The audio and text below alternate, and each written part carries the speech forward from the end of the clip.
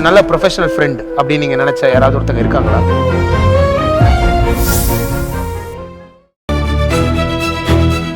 சாப்பிட்டியா?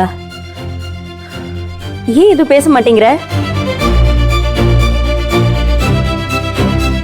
நேத்து அந்த சக்தி பையன் என்னவோ பேசிட்டான், இப்ப நீயும் பேச மாட்டேங்கிற. சரிம்மா, நீ எதுவும் பேச வேணாம். யாரு சாப்பாடு சமைச்சு வச்சிருக்கோம், சாப்பிட்டுட்டு போயிரு. நீ பேசவே வேணாம், வா வந்து சாப்பிடு.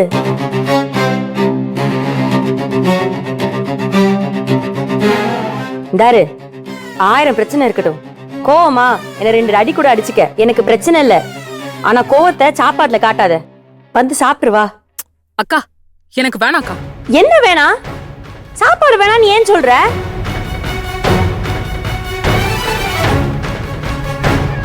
எதுக்குக்கா? எதுக்கு இப்ப நீங்க இதெல்லாம் பண்றீங்க?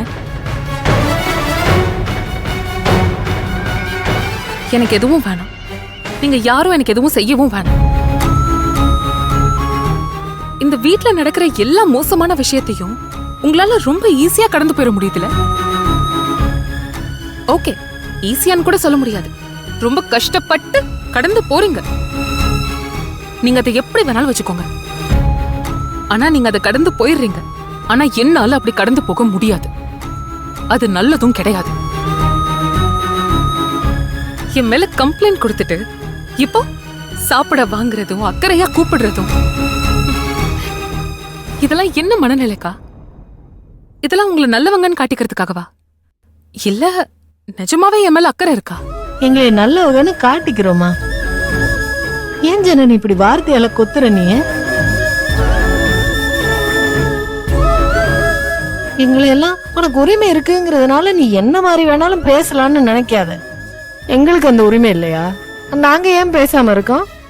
உன் மேல இருக்க அன்புனாலதான் நாங்க எல்லாத்துக்கும் வாயை மூடிக்கிருக்கோம். எங்களால முடிஞ்சதெல்லாம் உனக்கு செஞ்சுக்கிருக்கோம்னு உனக்கு தெரியலையா?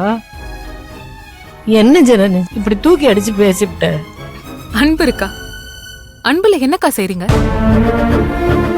எது உண்மையான அன்பு? பிரச்சனைன்னு வரும்போது கூட இருந்த ஆதரவா 4 வார்த்தை பேசாம, எல்லாரும் முன்னாடியும் பிரச்சனை நடக்கும் போதும் சும்மா இருந்துட்டு, இப்ப பின்னால வந்து சாப்பிட்டியா, சாப்பிடு, உனக்கு இருக்கு அப்படின்னு சொல்றீங்க. இதான் உங்க அன்பா? ஒரு நிமிஷம் ஜனனி, இப்ப என்ன சொன்ன? நாங்க உன் கூட நிக்கலையா? எப்படி ஜனனி இப்படி சொல்ல முடியுது உன்னால? நாய்க்குட்டி மாதிரி நீ சொல்ற இடத்துக்குலாம் பின்னாடியே வந்திருக்கோம். நீ என்ன சொல்ற? நாங்க செய்யல, கண்ணை மூடிக்கிட்டு ஜெயிலுக்கு போயிருக்கோம், அடி வாங்கியிருக்கோம், வீட்டு விட்டு வெளில போய் லாட்ஜ்ல தங்கியிருக்கோம். நீ சொன்னது அத்தனை நாங்க கண்ணை மூடி செஞ்சிருக்கோம். ஏன் உன் மேல இருந்த நம்பிக்கை நாங்க அப்ப உன் கூட நிக்கல. அக்கா, அது பத்தாதுங்கிற.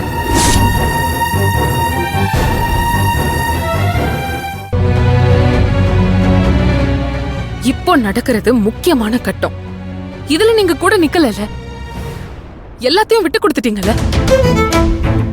எது உங்களை தடுக்குது? உங்க வீட்டுக்காரங்க சொல்றதெல்லாமா? அவங்க உங்ககிட்ட சிம்பத்தி கிரியேட் பண்றாங்க. இது கூடவா உங்களுக்கு புரியல? அதுல இவ்ளோ மாறிட்டீங்களா நீங்க? உங்க பசங்க கூட இந்த விஷயத்துல நியாயத்தை தான் பேசுறாங்கக்கா. ஆனா நீங்க ரொம்ப ஈஸியா விட்டு கொடுத்துட்டீங்கல்ல. உங்களுக்கு பிடிக்கலனாலும் இதுதான் உண்மை. இப்ப பாருங்க, கடைசியில நான் தனியால இப்படிதான் நிக்கணும்னு என்ன கொண்டு வந்து விட்டது உண்மைதான். ஏய் இரு, என்ன உன்னைய தனியால விட்டுட்டாங்க?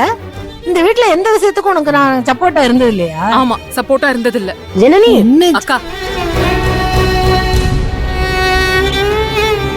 அந்த ஆளு பண்ணதெல்லாம் நான் கோர்ட்ல எடுத்து வச்சிருக்கேன்.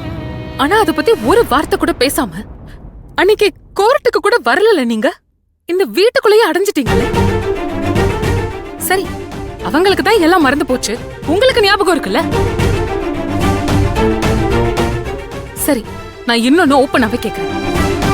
குணசேகரன் மட்டும் தான் இந்த வீட்டுல குற்றவாளியா? உங்க புருஷன் கதிர் இதுல குற்றவாளி இல்லையா? ஜீவானந்தம் சார் பொண்டாட்டிய கொலை பண்ணது யாரு? சொல்லுங்கக்கா.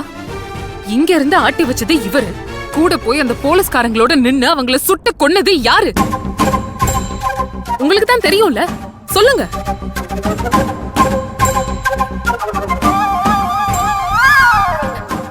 ஆனா இப்போ குணசேகரன் மட்டும்தான் இந்த வீட்ல குற்றவாளின்னு யோசிக்கிறீங்க. அந்த மனநிலைமைக்கு நீங்களும் வந்துட்டீங்க.